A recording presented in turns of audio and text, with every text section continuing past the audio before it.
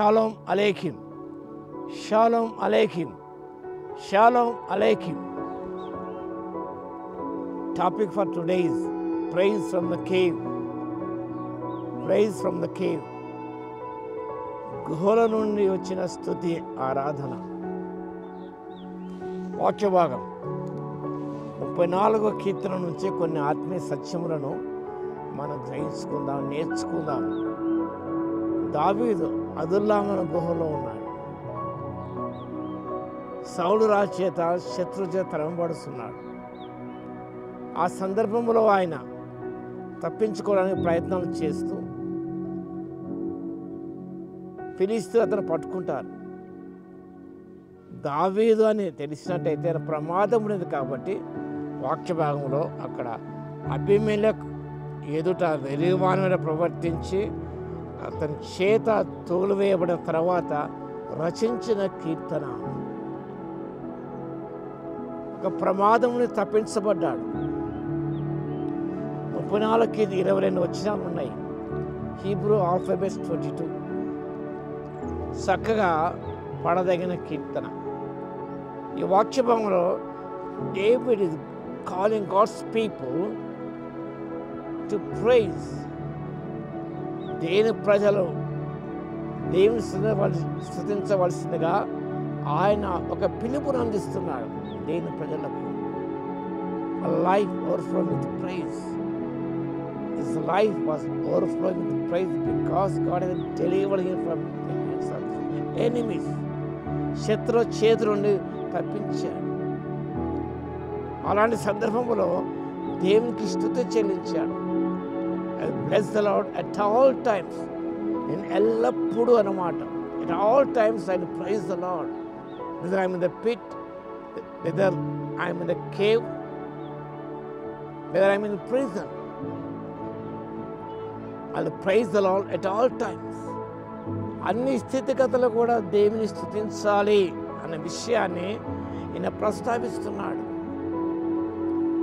అంటున్నాడు, నాతో కలిసి దేవుని ఘనపరచండి, మన ఏకమా కూడి ఆయన నామను గొప్ప చేయదము అంటూ ప్రస్తావించాడు. దేవుడు గొప్ప దేవుడు ఆయన. మనము ఆ సత్యాన్ని గ్రహించి God is a great God, great king above all kings. ఆ సత్యాన్ని you should perceive it and you should praise God. రెండో విషయం గమనిస్తే ద టెస్టిమనీ ఆఫ్ డేవిడ్ 3-7 వచనాల్లో ఆయన భయము నుండి తప్పించాడు. దేవుడు ఏ రీతిగా ఆయన తప్పించాడో అనే విషయాన్ని చక్కగా తన సాక్ష్యాన్ని అందిస్తున్నాడు. 4వ వచనంలో నాకు కలిగిన భయములన్నిటి నుండి ఆయన నన్ను తప్పించాను. 6వ వచనం అతని శ్రమలన్నిటి నుండి అతన్ని రక్షించాను. యెహోవా భయభక్తి వారి చుట్టూ ఆయన దూత కావలి ఉండి ఆయనను రక్షించును. కాబట్టి ఈ sharing his own experience, his own testimony, how God has delivered him all his fears. కలిగిన భయములు అన్నిటిలో నుండి ఆకీష్ భయపడ్డాడు. ఆయన గుర్తిస్తే ప్రమాదం, అలాంటి భయం ఆందోళన నుండి ప్రభు తప్పించాడు. దేవుడు తప్పించాడు కాబట్టి ఆయన సాక్ష్యం అందిస్తున్నాడు. And also extend invitation to share the joyful testimony. అంత మాత్రమే కాకుండా it shall in the readers to experience the God's goodness. Jehovah ఉత్తముడని రుచి చూసి తెలుసుకోనండి.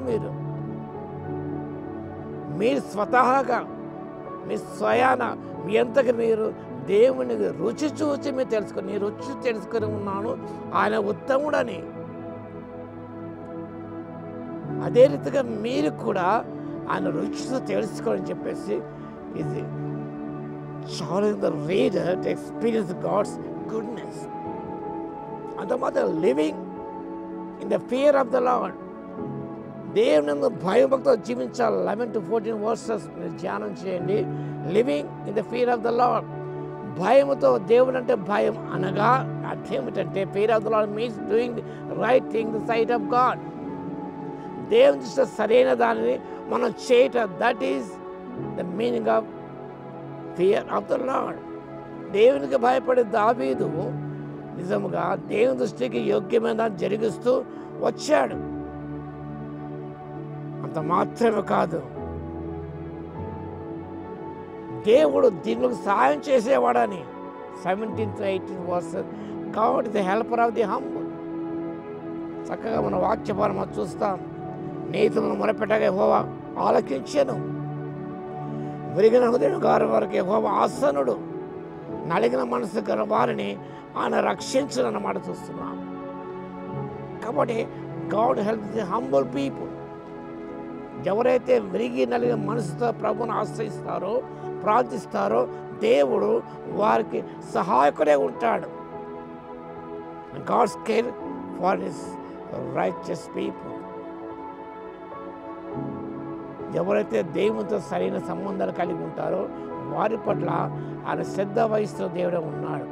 కాబట్టి ప్రియులారా, దేవుడు దావీదుని ఎలా రక్షించాడు, విడిపించాడో అదే రీతిగా దేవుడు దీనుల మొర ఆలకించే దేవుడు, దీనులను మొరపెట్టే దేవుడు, లక్ష్యం ఉంచే దేవుడు, వారిపై శ్రద్ధ వహించే దేవుడు, కాపాడే దేవుడు. కాబట్టి మనం ఒక తీర్మానం చేసుకున్నాం, నేను ఎల్లప్పుడూ యెహోవాను సన్నిధిస్తాను. Praise the lord at all times. అలాంటి తీర్మానంతో ముందుకు సాగిపోయి దీన్ని పొందుకోవడానికి పరిశుద్ధాత్మ దేవుడు శక్తిని మనకు దయచేయను గాక.